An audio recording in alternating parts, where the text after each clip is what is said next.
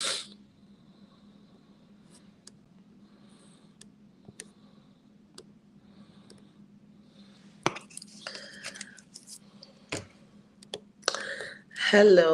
hello, hello, hello, hello.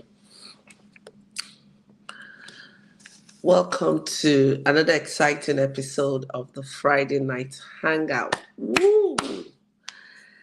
I'm excited because tonight we continue the conversation on lead generation, and tonight we're going to be talking about how to manage leads, right? If you followed us from the beginning of the conversation this month, we talked about who is a lead, the types of lead, right? And now we're talking about managing the lead, okay? And just to understand in very simple terms, that lead means individuals, businesses who are prospective clients who are interested in the offerings of your business, right? And so we're going to be talking about how do we manage your leads. Remember, there are various ways of getting leads. We talked about running, um, content that appeal to the leads, and then through your landing pages, you get them in. Sometimes giving out some free bonuses that would attract to your target audience. But remember, we also said that it's very important that you identify who your potential client is. It's very important because when you speak to everyone, when you want to attract everyone, then you are attracting no one. Okay. So we move on from that. Now once you have gotten them into your funnel, into your marketing funnel, what did you want to do with them? Perhaps you've collected contact phone numbers, you've collected emails, what do you want to do with them? How then do you manage them? One of the ways of managing your leads is by nurturing your leads.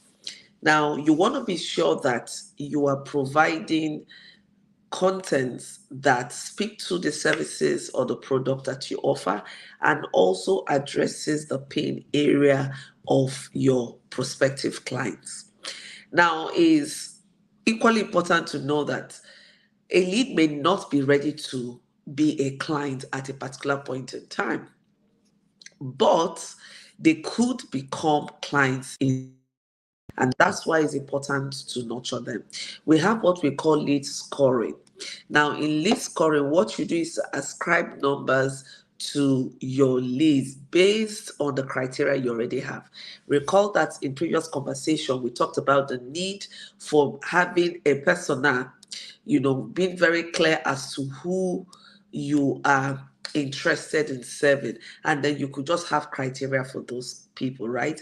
Now, in lead scoring, you assign a score to the lead, to the prospective client. So it tells you which client is most suited for your services or your products or your business, right? And then you want to be able to work with those ones. But you know that when you throw out, let me call it a net, like when you throw out your net, you get a lot of fish, you get a lot of people into the net that are different levels depending on the kind of business that you run. Some may be the fit for right now, right here, for what you offer. For instance, if you're in the fashion industry and you sell ready to wear clothing, now perchance because of what you have advertised, maybe you're running a promo and you have, hey, welcome, Iroma, nice to have you here. And perchance because of the promo you're running, it attracted the attention of that prospective client. Maybe because the person needs to get a ready to wear right then, right then. So, that person becomes the perfect fit for your business at that point in time. But there are other people who may not be in that space of buying the ready to wear now, but their prospective clients, they could want to buy ready to wear clothes maybe in the next 1 month, 2 months, 3 months. Then it's important that you have a process that nurtures them so that you don't just discard. These are every lead you get. I want you to see the lead as a very important asset to your business. You don't want to joke with your prospective clients. So when you have clients that are interested to even listen to what you're saying, it means that there's an interest there. You want to nurture that client. You want to take that client seriously. Now, imagine you're out there, you have a beautiful product, you have a beautiful service that you offer, and there are people who are wanting to hear what you're saying. You're not bothered about them. You're still out there trying to get attention of more people who have not even shown interest in your product. Doesn't it sound very weird, right? So once people show an interest in your product, you want to reciprocate that energy by nurturing them, unveiling what it is that you have. Remember why you're in business. You're in business because you have a solution to certain problems. And then you want to connect with those people who need the solution that you're offering. Listen, that's why we say that business is a long haul. It's nothing about, there's nothing like magic dust that you sprinkle in your business. You start business now, you hammer, and there are processes. And you have to go through those processes. And when you get to the process of, you've come into this space where you understand the importance of generating leads, of nurturing your leads, you want to take those processes very, very seriously. Your leads are assets, very important assets. Because once you nurture a lead and they become clients, one of the things you want to do is to keep them in your funnel, and they just keep coming back because you have what it is that they need. Hi, Jennifer, welcome. And sometimes your prospective client may not even know where to look for what they want. They may not even know that you have what they need. And that's why you need to nurture them. How do you nurture them? You nurture them by unfolding what it is that you have, the solution you bring to the table, why you're the best fit for the solution that they're looking for, why they need to connect with you, how you can, provide them a solution. And you just keep unveiling it little by little so that they see what it is. You don't work on assumptions. Oh, they should know now. They may not know. It's your business to let them know all that you are about, and you let them know how they can get what they have. And it's your business. That is what we call nurturing. You know how you give birth to a baby? The baby has stages, 1 month, 2 months. The nurturing processes are different depending on the age of the child. That's the same thing. The way you nurture your prospective clients is different depending on how much interaction and engagement they have with you. And remember that if there is no connection, people will not want to engage with you. They wouldn't want to, buy what it is that you're offering. And especially at a time like this, when people have to make priority decisions, they want to make sure that they are getting what they need and they really need. And so it's your business to show them why they need the products or the services that you offer, why they need your business. It's your own business to do that. And that is what nurturing a lead is all about. Don't spend so much energy collecting data and you don't know what to do with it. Or you want to down. So some ways you can collect, you can collect data is by maybe you're giving off, maybe you have an e-newsletter that you send off for free, and you can subscribe for free. And in subscribing, they put their name, contacts, phone number, email address, and then you have that. So what do you do with it? Look at how then do you keep track of all the people that come through your business? If you're an entrepreneur, when we keep saying that data is queen, we're not joking about it. If you're running a business and up to now you don't have a process for having a database of everyone that comes through your business, the kind of product or services they buy, or the kind of inquiries they make, then you still have a lot of work to do. And so you start nurturing them, showing them what it is that you have, showing them the value. People want value. Beyond the money you want to get, you must be able to give value. It is that value that you give that brings the transformation to your prospective or to your client's life. And that's what people want. I bought these glasses because I know that when I wear it, several things happen. One, I look good, it suits me, the frame suits me, right? And then it makes me feel good, yeah? And then I'm able to see right? So all of these things are the value. So there's a positive impact in my life that I'm able to see. I'm not stressing my eyes to see, and also becomes a fashion item for me. When I dress, you see it blends, right? So that's the same thing. You want to know what your business offers in and out, and then you now use this to give it out to your clients. And you have to be patient. Some of us as entrepreneurs, we're not patient. Now, listen, things are not, there's a lot happening here. So businesses may be a little bit slow than usually for Nigeria. Why? There's a lot of things happens, the fluctuation of the foreign currency, the increase in cost of living, so a lot of things. So when people want to make a purchase decision, there are a lot more of things they have to consider. And you need to be in that space to say, okay, who is my target client? What challenges are they facing? What decisions do they need to make? And then you're able to do your research very well, and you're right there putting it out before them. I know this is before you, but this is how this will help you meet this and that. You need to be very explicit.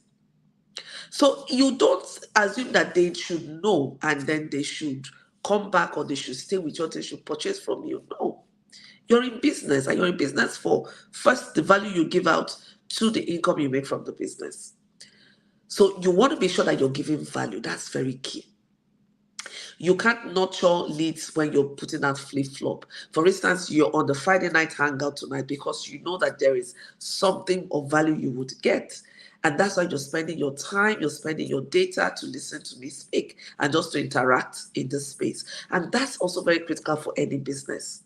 You want to be sure what it is you're bringing to the table. You want to be sure how you communicate what the value you're bringing to the table to your prospective clients. You want to be very sure who your prospective clients are. And then if you know all of these things, it becomes much easier for you to begin to nurture them. Then you want to look at the channels. What are the channels you would use in communicating with them?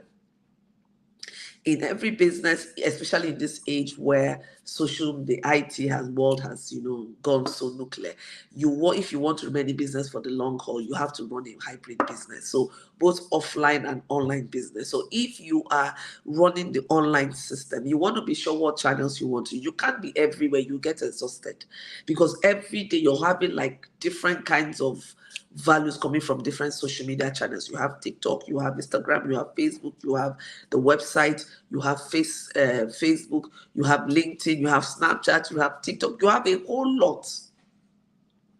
You have a whole lot. So is it possible for you to be active across all those channels? No. So that's why it's important you know where to find your prospective clients. Where are they? Are they on Facebook? Are they on Instagram? Are they on LinkedIn? Where are your prospective clients? And then you also want to look at your business capacity to engage in those spaces. So where would you have the capacity? You can't do everything at the same time because you're just going to be stretching yourself. So if you look at the channels of community, just we want to do 3 channels, maybe later we move to 4 channels. We want to do Facebook, LinkedIn, Instagram, and then you know that the kind of content you put out in these different channels would not take the same format. So if you're doing Instagram, you have a lot of, you need more video content in that space. So you want to be sure you put the number of very good people go there to watch short clips and all that. You're doing Facebook, okay, written content, video content. So you want to know how to engage with them, and you want to know where they are, because your business is to go to them. Your business is to take your products and services to them. And so when we say it like this, thank you so much. Isn't it? Says mine is Facebook. That's exciting because you're already steps ahead, because you already know where to find your prospective clients. And when you know where they are, you stay there, you nurture them from there. So if you want to be everywhere, you will stretch yourself so thin that you become exhausted and you become overwhelmed. And that's why planning is critical. So when you're managing your lead, you need to plan. You need to plan your content. What do you want to put out in the month? I love to use what I call the thematic approach. I use that across all my channels. So if you've been following me across the channels I operate on, you notice that I use a thematic content. And so you want to say, okay, in the month of October, what do we want to be discussing? You want to make sure that your thematic content is also aligned to the current reality of the season. So, we're talking about lead generation now. Why? We're coming into the end of the year where people are now looking for how to make increased sales. Yes, coming to a wrap. We have that end of year season, Christmas and all that. So it becomes important that we're talking about how to generate leads, how to nurture the lead. It becomes interesting to business owners who are in the social media space, right? So you want to make sure that you're aligning your content to the reality of the day and you're making it easier for you. We have what we call repurposing of content. So you mustn't be generating. That's the beauty of the digital media. I love digital media because you can simply just rinse, repurpose, and use it elsewhere. So you mustn't just keep reinventing the wheel, creating new content every day. You will get exhausted. So the beauty is you have all the content that you have. Just look at what you want your leads to know about your business.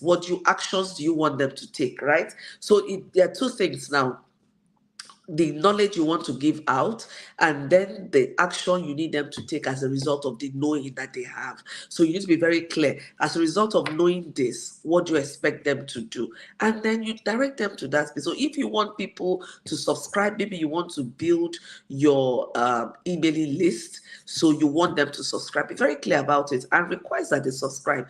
Those who are interested too will subscribe, right? So you've achieved the point you want to. If that what you want to do is to convert, so you want to move from maybe they're subscribing to converting them, then you need to be very clear. How do you need to take them from the point of knowing to the point of taking action and becoming a client? These are processes you need to sit down and think through. You don't just start fishing things out of your bag. We have what we call the customer's roadmap journey. So what's the roadmap? When a customer comes first into your business, how do they come into your business? How do they meet your business?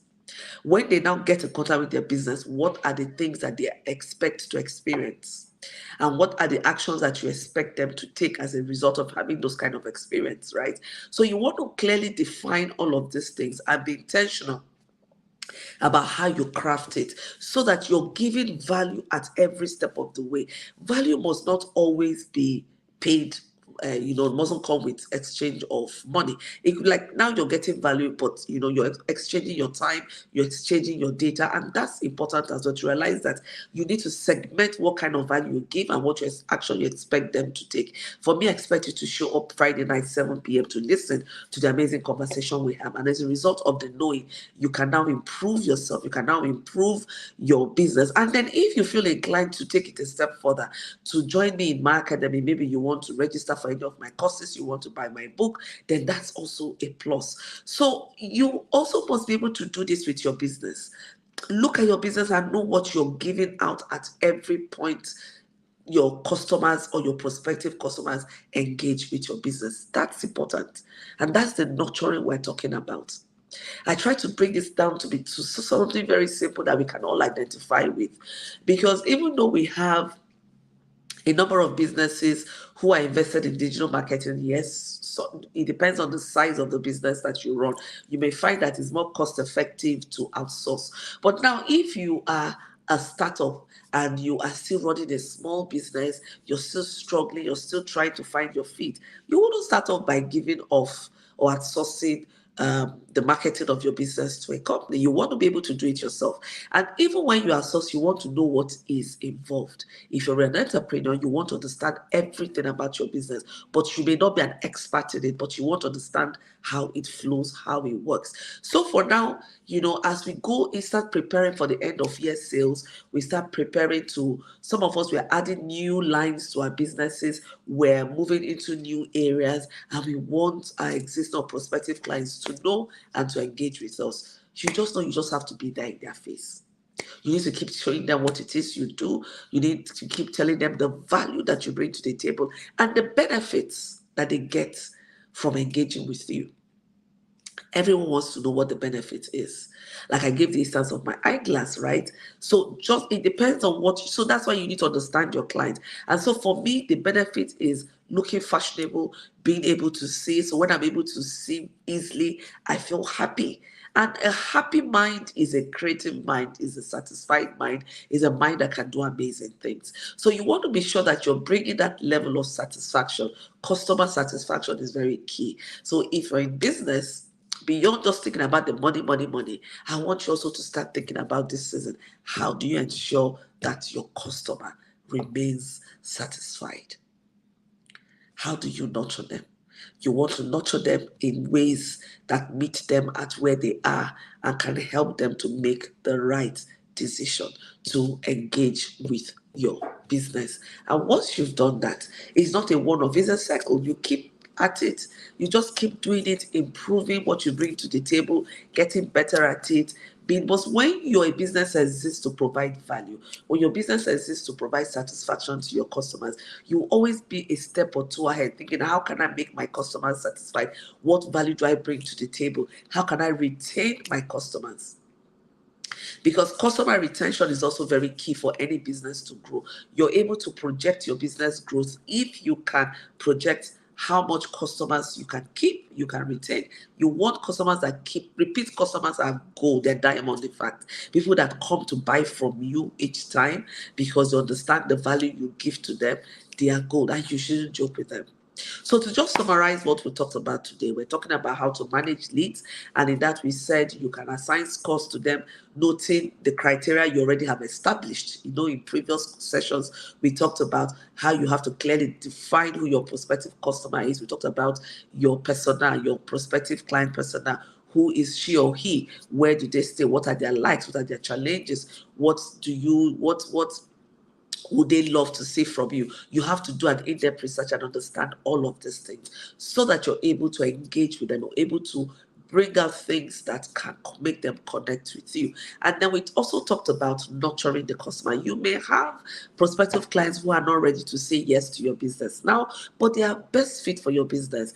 Maybe in the next 2 weeks, 3 weeks, 1 month, 2 months, 3 months, they are ready to say yes to what you offer. But how then do you keep them engaged and interested?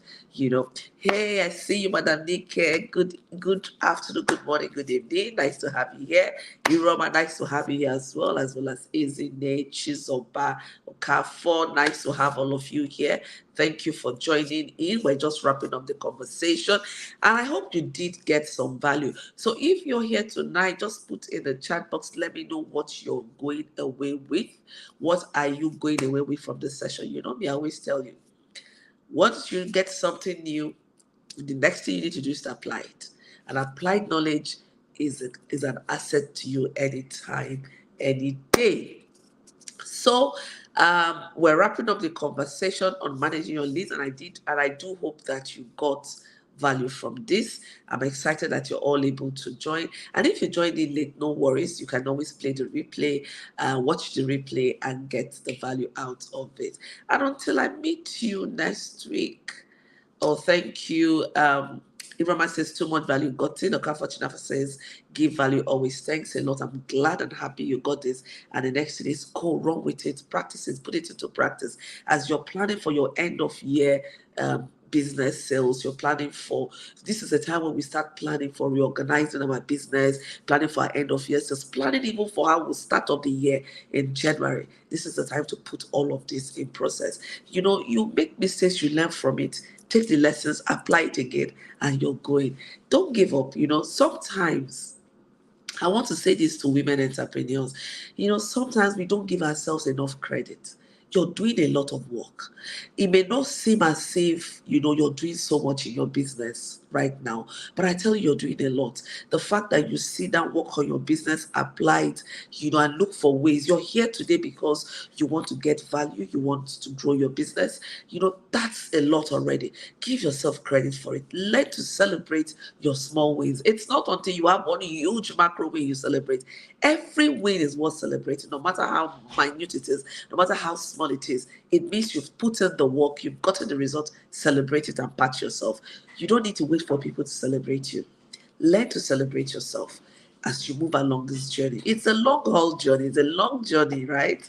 So you need to have processes of rewarding yourself for the amazing work that you're doing.